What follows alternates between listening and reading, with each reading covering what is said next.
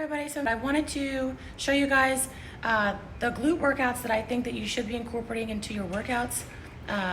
You should be doing vertical, horizontal, and lateral exercises during your glute workout. So vertical movements would be things like squats, deadlifts, things like that. Horizontal would be things like cable pull-throughs, stuff like that. And then verticals would be, laterals would be stuff like side steps or fire hydrants where you get that lateral movement in. I really love these workouts, these exercises. Rep sets and weights are up to you. That's a whole different talk through, and I am talking through the whole workout, but just wanting to show you the movements and then some of the variations that you can do with those movements. And yeah, guys and girls can both do these. Guys, you should be doing leg workouts too, like the girls do, to grow that booty. But thank you guys all for watching, and hope you like the video. And Peach by Nellie is what I'm wearing in the video, and the new collection drops March 18th, the Farfalla collection, at 10 a.m. And the supplements I'm using are EHP Labs, and you can get money off with Nellie10, the code, when you use it at checkout. And yeah, I'm eating, but I just know how much they've helped me, and you should also eat. I just know how much it's helped me, these workouts, so I wanted to tell you what I think you should be incorporating just from my journey. So they've really, really helped me do gains. Even though I'm shredding out right now and leaning out for summertime, these are just my go-tos. Okay, so sumo squats, we're gonna start with one of my favorite movements because it's a really great movement for basically a full body lower workout. So it works your back, your quads, your hammies, your glutes, your calves, everything. So it's a really good vertical movement. So the sumo squat, you're gonna stand wider than your shoulders, toes pointed out, and you're just gonna go deep into the squat. Now you can do this with a dumbbell, as I'm showing, holding it like so. I'm just showing you from the side, kind of how the angle and where my back is placed. And I'm putting all of the tension here, definitely on the outside of my glutes here. So this is an elevated sumo squat, really good for deeper range of motion. I'm just using this on a bench here with a dumbbell. And again, this is really good for people that have that are very flexible, that need a little bit of a deeper range of motion, because you can definitely sit back on those glutes right here and really get that burn in. Depending on reps and sets, it's kind of up to you and your weight. And then if you don't have benches, you can use the treadmill as well. So just showing you different variations. And here I am up on some plates, again doing that same movement that you saw back there, just up on some plates. To the Sumo RDL straight leg here, elevated wide. This is really great for your outside glute.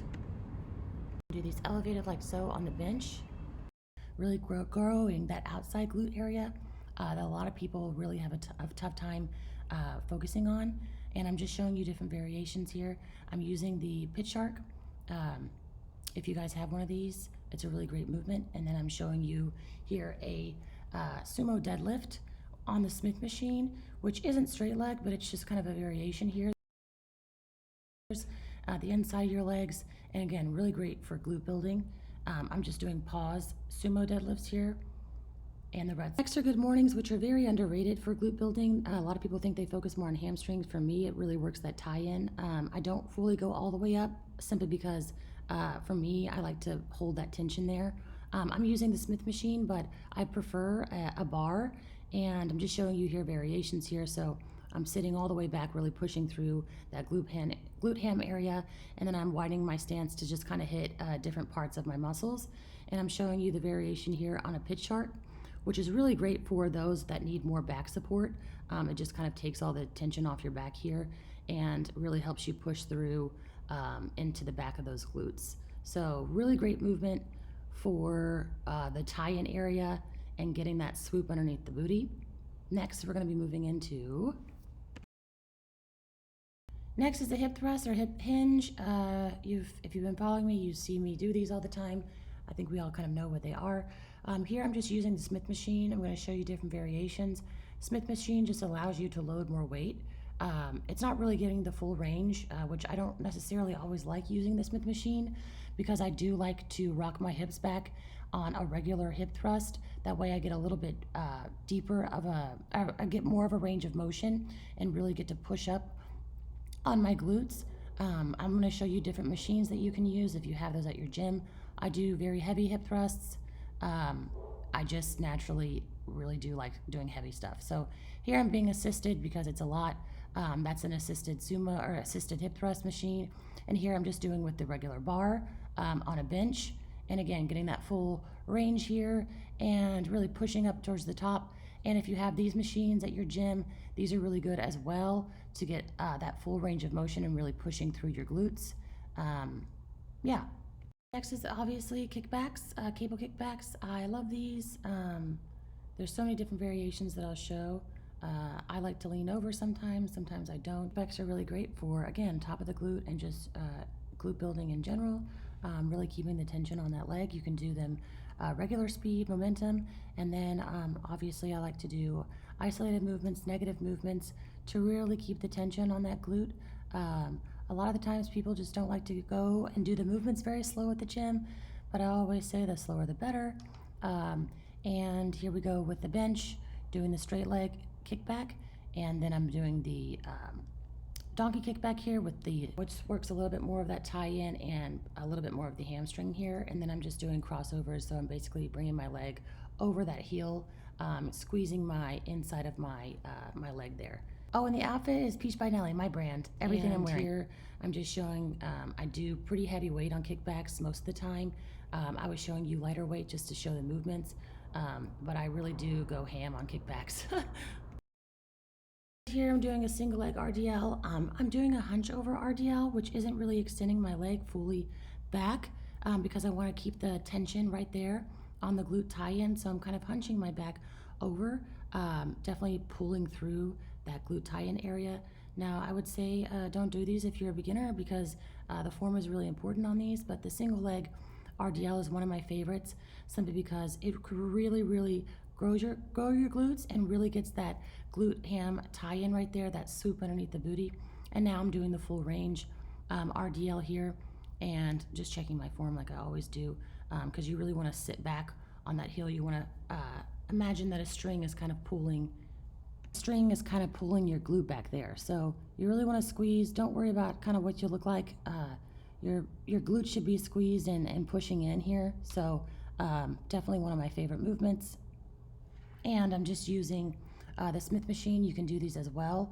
This is really great if you need a little bit more balance and you need to correct your foot placement and make sure your hips are in alignment. You can also use that bench right there to get a deeper range of motion if you're super flexible. I'm just showing you another variation with the T-bar.